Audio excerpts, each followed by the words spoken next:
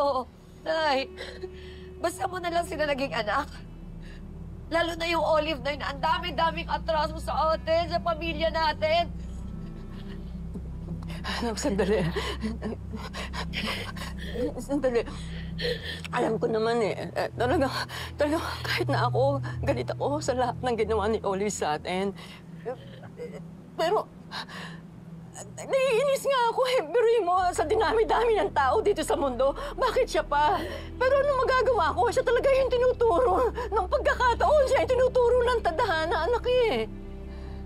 Alam mo, naisip ko nga baka mamaya kasi karma ko to. Kaya nagkaganyan si Olive kasi nung bata sila, pinamigay ko sila. Nay, si Jane kaya kong tanggapin. Pero si Olive hindi ko siya kaya tanggapin bilang kapatid ko. Lalong-lalo hindi ko siya kaya ituring bilang tao. Tao ang anak ko! Anak ko si Olive! Tao siya! Oo, sige! Baka mamaya masama ugali niya, totoo!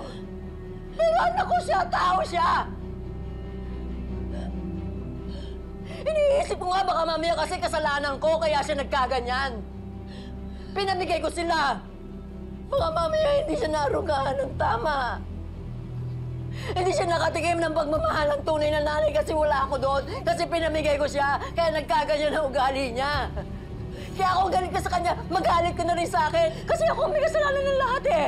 Ako ang punot dulo ng lahat ng to.